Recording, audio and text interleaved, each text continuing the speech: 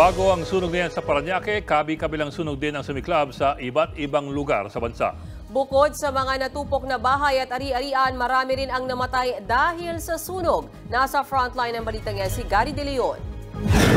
Hello guys, baka meron... Pasado alas 3 kaninang hapon nang sumiklab ang apoy sa Luzon Avenue sa Barangay Culiat, Quezon City. Kinain agad napakabilis.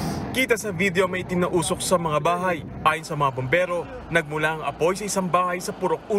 Pahirapan ang pagresponde dahil sa masikip na eskinita. Nagkukumawag din ang mga residenteng nagsasalba ng mga gamit. Katabi lang daw po namin yung nasusunod na namula ng apoy, kaya yung bahay po namin talagang ubos. Parang 2 minutes lang ubos agad yung ano eh. Ang nakakaano po kasi yung tuition ng kapatid ko lang po.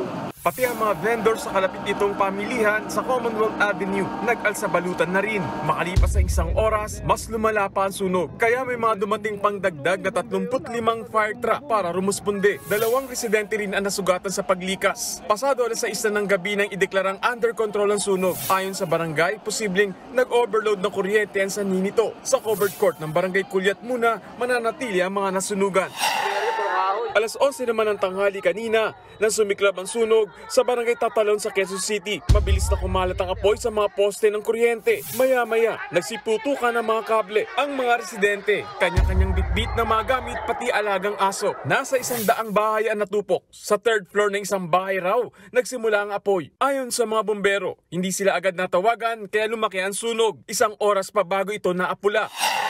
Sinaluduan naman ang mga netizen ng mga bombero at rescuer na ito nang isalba ang mga aso sa sunog sa Balot-Tondo. Kaninang mag-aalas 3 ng umaga, fire out na ang sunog at inaalam pa ang sanhi nito. Sa Cebu City naman, nangangalit na apoy ang gumising sa mga residente ng Sitio Santa Lucia. Mag-aalas 2 kaninang madaling araw. Kita ang lawak ng sunog sa mga bahay, katabi lang ng Tejero Elementary School. 4 na oras tumagal ang apoy bago ito naapula. 4 ang patay, magkapatid at kanilang mga magulang.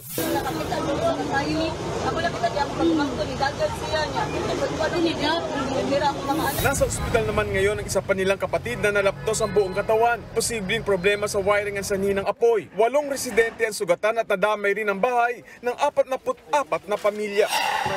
Ayon sa Bureau of Fire Protection, bumakya sa 2,580 ng insidente na sunog sa unang 2 buwan ng taon sa buong bansa. Katumbas yan ng 20% na pagtaas kumpara noong nakaraang taon. Nagbabalita mula sa Frontline, Gary De Leon, News 5.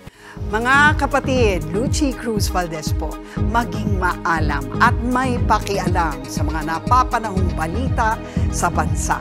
Tumutok at mag-subscribe sa News 5 social media pages.